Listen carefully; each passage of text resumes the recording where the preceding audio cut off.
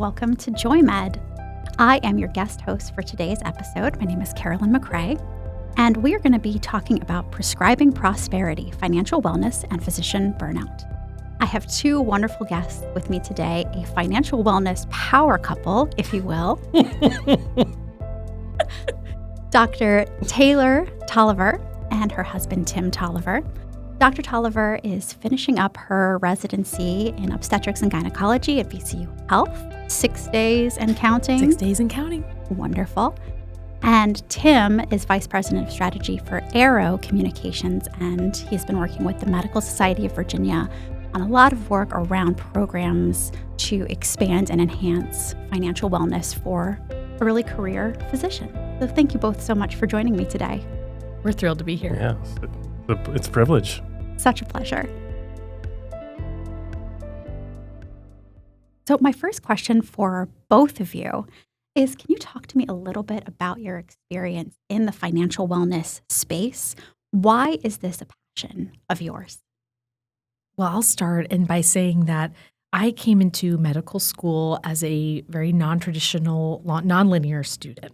So I graduated from undergrad, I went out into the workforce, I worked in sales and marketing, and I got to be an adult. I got to explore what that meant to be on my own with my finances, have a mortgage, get married, do all of those things, and then later went back to school. And when I found that, going back to school, I met with a lot of my peers that had gone straight through. They went straight undergrad into medical school and into residency, and never really had that kind of life education that I was able to have in my early 20s.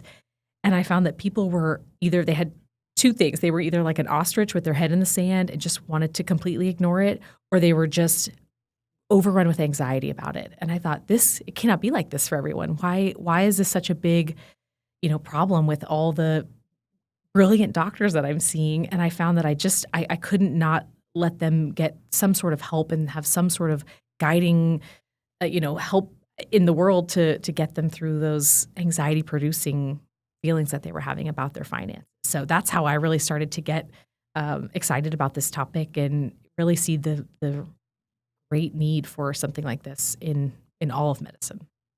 I mean, I kind of came to it relatively late. I didn't get exposed to some of the real basics of financial wellness until I was into my career.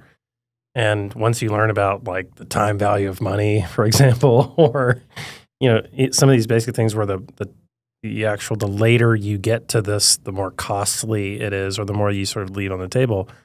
I just thought it was crazy that, how can I be this old before I'm starting to understand some of these things? So I don't want other people to have to get to their, later in their career before they figure out some of these basic things. Yeah, and a really interesting point, too, when you were thinking about early career physicians and how much more education and school they have to go through by the time they get to the part where they are a full-time professional physician. They might be 5-10 years behind where some of their peers from undergraduate study perhaps have been as far as saving for retirement or building wealth. 100%.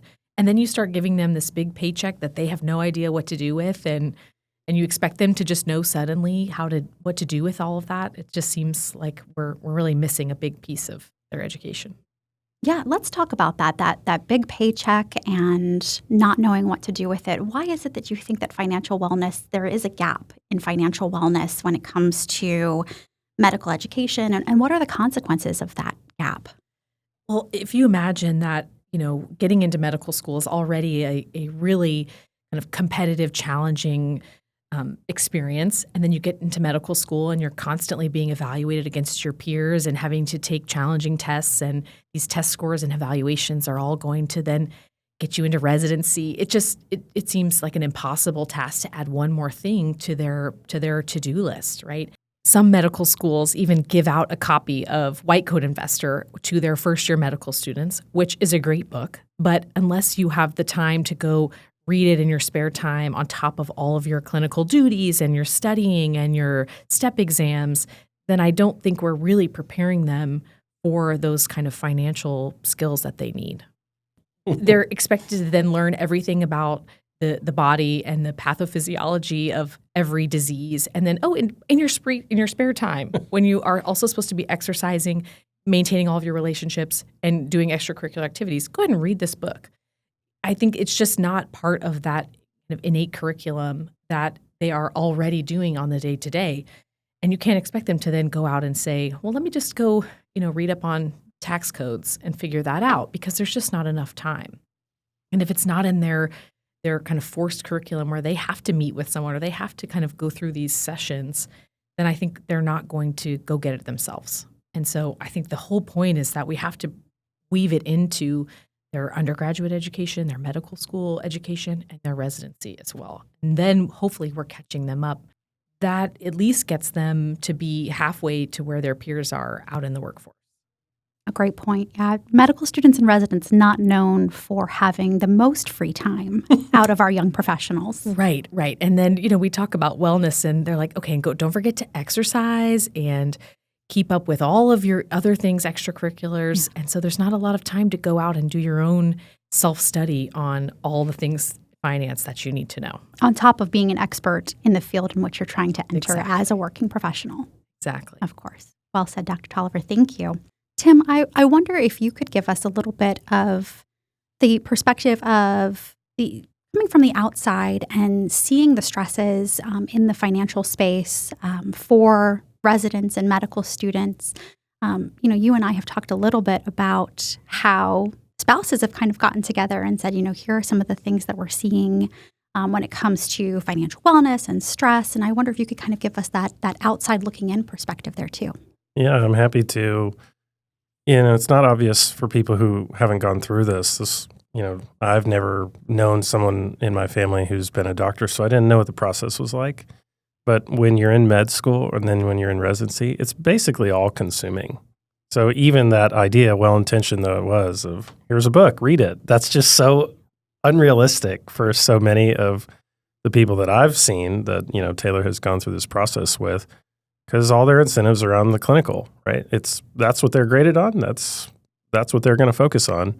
And it is so all-consuming that there's just not a lot of time. And when you do have time, you kind of want to just relax, I think, rather than, something like read a dense book about investing. That just doesn't seem right. So what I do think, though, is much more realistic is, partners and spouses who are in many cases on this journey with a resident or a young doctor can be important allies in practically getting these types of things in front of them, either, with information they have or doing, a joint, meeting with a financial planner, whatever that looks like, but involving spouses or partners, is just realistically a better way to actually get it done. Absolutely. And you two have shared with me previously that because you came in from that non-traditional background, that you two kind of became the de facto financial counselors for the other residents in your program. Yes, they lovingly refer to us as the mom and dad of residency. And I started just forcing people to log into their Fidelity accounts in front of me and proving to me that they actually knew their login. And then we would go in and I would force them to press the up arrow to how much they were contributing to their 401k. So call it bullying, call it peer powering. You can call it what you will. But I realized that I alone cannot force every resident. There's over 900, residents and fellows at VCU to do that. And so I needed a little help and a little support in a way that could make this sustainable and make it so I wasn't just, my whole job was going around and making sure people could retire before they were 100 years old. I love that term, peer powering. It's dealer's choice, what you'd like to call it. She's an expert in peer powering.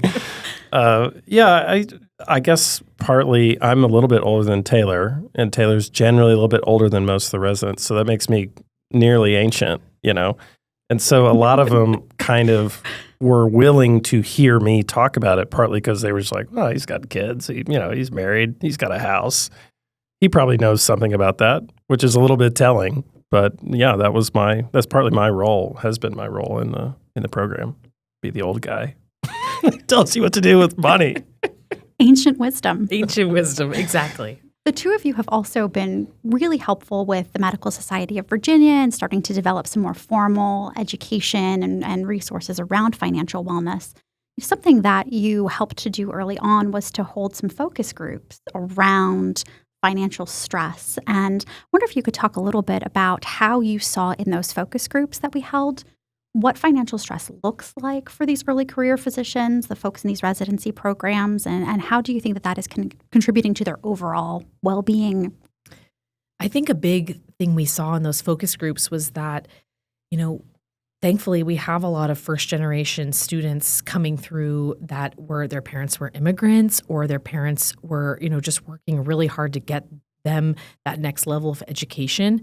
And so they didn't come in with that kind of familial assistance saying, hey, this is what you need to do, and here's how you set yourself up, because they're now going to be the main providers for their families. And so I think they just felt a little lost and didn't know where to turn. And I think there are a lot of predatory people out in the world that they just felt they couldn't trust either, because we get thousands of emails, all of these people reaching out saying, well, let me be the one to help you with all of your money problems. And it sounds kind of sketchy, to be honest. And so they didn't know who to turn to. They didn't have kind of other people in their life that they were turning to, and they just felt a little lost. And like, if I just keep pushing it, down the line, I'll get to it at some point. And I think kind of forcing people to face it head on, you have to get through that initial anxiety, and then they have a bit of a breakthrough where they can say, okay, I know this, I didn't want to talk about it. I didn't want to think about buying a house, but now I've pushed through. I've gotten to that point where I know how much I need to save for a house. I've now bought a house. I've made the down payment. We're closing next month. And then you get to that point where you get to see them kind of have those initial successes, and you see, okay, it was worth it to go through a little bit of that pain to get to where we are now. What I remember vividly from the focus group that we did over dinner was it seemed everybody there understood sort of intuitively how important it was, but they weren't necessarily sure really what to do, right? And they were just kind of like, I know this is really important, but I don't actually know what to do. That was one thing, which is an initial interesting finding, right? Like there's interest and there's, a very solvable problem, right? You just got to give them the right information. They were wary. And like Taylor says, they are, they get zillions of emails from people inviting them to steak dinners and, promising the best return ever if they just buy this annuity. So there's a trust issue there. And what most stood out to me was one of the attendees. For her, it was about, she was super capable, super smart, super conscientious. She just didn't want to be talked down to. And she was very sensitive about, don't condescend to me. Right? Don't bury me with abbreviations and acronyms, and the approach was really going to be important to her, not just the information. Yeah, approach is an interesting concept there of making it accessible and delivering it in not a condescending way, right? Yeah. These are incredibly smart individuals who are coming in who just aren't experts in financial wellness, in the personal finance field. Do you think that there are myths or misconceptions that might drive them to make decisions that don't align with financial wellness early on in their career? Do you think it's lack of knowledge, or what do you think is happening there?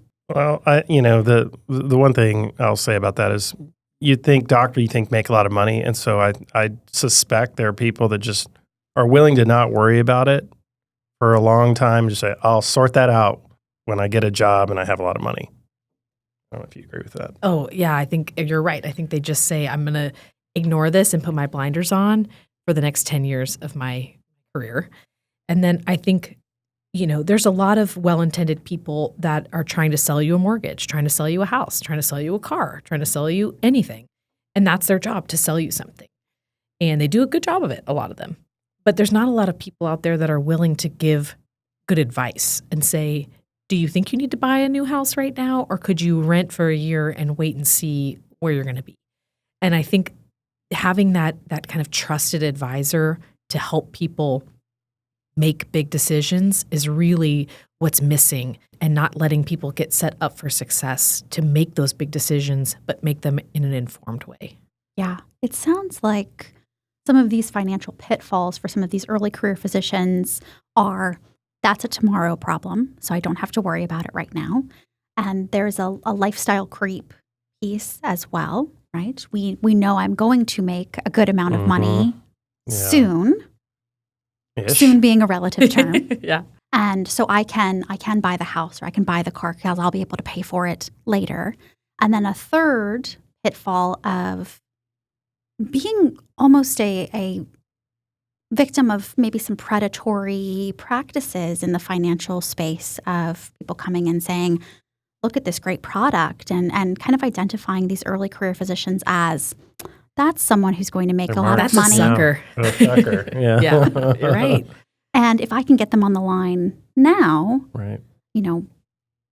Whatever their intentions may be, this could be a really great client for me to have long term. So, maybe providing them with some opportunities that don't necessarily align with their financial goals early on, like those annuities that you mentioned, for example. And then they miss the gems out there, like the disability insurance that you can get as a VCU resident that gets you, this sort of locked in rate without, there's some really good products out there that I actually really try to encourage people to explore, but it can be hidden amongst all of the trash. I think that kind of drives to my next question of what advice would you give to a medical student or a first-year resident? What would you tell them as far as here are ways that you can kind of build your own financial wellness and your financial capability? Well, I think the first thing is you can't ignore it. So you have to open your account. You have to know your login. You have to know what your goals are, and you have to look at where you are in terms of those goals. So, knowledge is power. You can't ignore it. You can't ignore that, I'm just not even going to look at my bank account, not even going to look at my spending. So actually looking at the problem.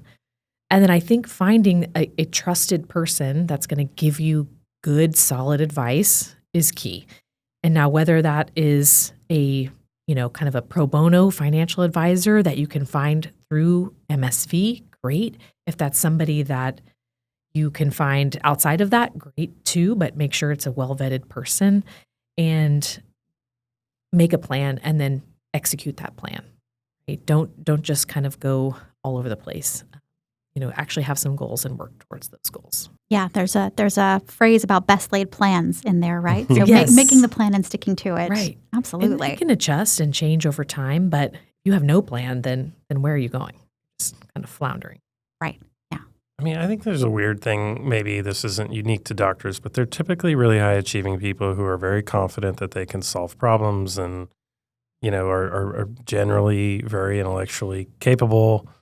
But I suspect they may also be willing to be their own patients or their own doctors in this financial health thing. And I think that's a bad idea for almost everybody who's, whether you're, if your undergrad is in finance and you're way on that spectrum, okay, maybe, but you don't behave like this when you're ill. You go to an expert, right, in whatever's ailing you.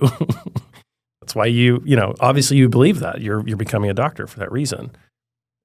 Similarly, you should go to experts for this because there's just so many rules between the products, the law, the tax implications that go find the you who's doing that, right? And hire them. And there's ways to hire them where the structure of the agreement is as they grow your money, they get paid. And so your incentives are aligned. And so you're not like shelling out to them in a fee way. It's as they care for your money and it grows, that's how they get paid. That's a very sensible way to, just not be your own patient. I love that. And I think it ties back to what Dr. Taliaferro was saying as well around this idea of knowing what products to actually invest in and use, and so that you're not missing out on opportunities. So relying on those experts who have your best interests in mind. And of course, doing your homework and making sure that they are aligned with what you want to do financially to set yourself up for success long term. 100%. 100. Yes. Hundo P. 100. So, Tim, Dr. Taliaferro, to you, what does financial empowerment look like for an early career physician?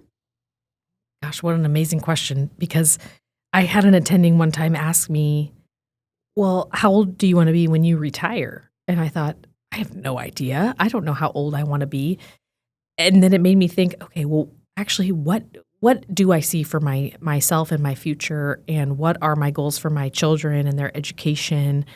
And I think going back to knowing kind of where you want to go, you can always adjust a little bit along the way, but kind of finding out where that is and how you're going to get there is really half the battle. I kind of think it's just like what Taylor said, it's like having a plan. Like that is pretty empowering because it's presupposes that you've confronted, your challenges, you're aware of them, your debt situation, and you have an actual sensible plan. And that should be empowering to most people in this context, I think. Right. Going back to that initial advice that you gave of knowing your login, knowing what your balances are. Yes, it's amazing to me when you ask people, what is your, how much debt do you have? How much do you have in your bank? And people don't even know, and they don't even know what's coming in and what's going out. And I think that's incredible power and knowledge that you need to just kind of start at square one. That's another thing I think a lot of people in this space don't really understand is debt specifically. We didn't talk about that earlier, but there's this sort of free, I'll just borrow, it's fine, whatever it costs, whatever med school costs, whatever I need to get through residency, I'll just borrow, because I'm going to make $1 million or I'm going to make a ton of money. But the differences can be quite vast, and the implications of that on the back end, even though you are making a lot of money, it won't feel that way if you've really buried yourself in debt. So even the most highly paid doctors can feel financial stress if their debt burden is as high as sometimes they get. And I think you showed me once some survey data of physicians that showed a kind of a shockingly high percentage that feels financial stress, and that's counterintuitive when you think about what doctors feeling financial stress. Don't they make a ton of money? Yeah, I mean, there's what comes in and what goes out, and the relationship between those two, you have to look at both of those.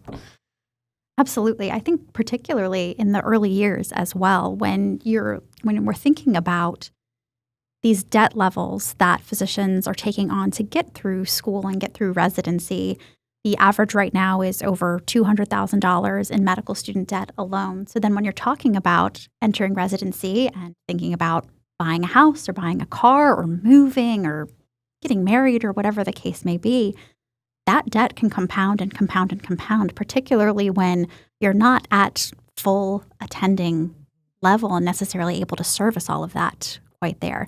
And it's interesting because I think we've seen and we've talked about that some individuals feel really stressed by that amount of debt, and then some others will also think, well, I could just borrow a little bit more because at this point it's a drop in the bucket. I absolutely have seen that. And it is shocking, the difference, because you can't spot it from the outside. You have to kind of dig a little bit to get to that point where, a lot of people aren't paying their loans in residency, or they're just deferring. And it's like at some point you got to rip that Band-Aid off and you got to face it head on. And I think the sooner you can get people into that mentality, the better it will be for them long term. And again, I'm like, don't you want to retire ever? Or do you want to just keep working and paying this mountain of debt for the rest of your life? Yeah, I would actually revise my earlier thing about financial empowerment. I think maybe the first step is a clear grasp of your debt, right, as it relates to most young med students. If they are clear-eyed about their debt, how much they have, what it means, and what it means to take on more, that's very empowering, very financially empowering right there. So knowing cash flow, knowing net worth. And I used to work with undergraduate students on this issue, and we would do a net worth statement, and I would have to tell them, you have made no money at this point, most of you, and you have probably taken out loans to be here. So your net worth is probably going to say red, and that's okay. That's okay. It's still important to know what it is so that we can start building towards financial future. Right. And I think financial empowerment does not mean you're driving a brand new car and living in the biggest house and, belonging to the fanciest country club.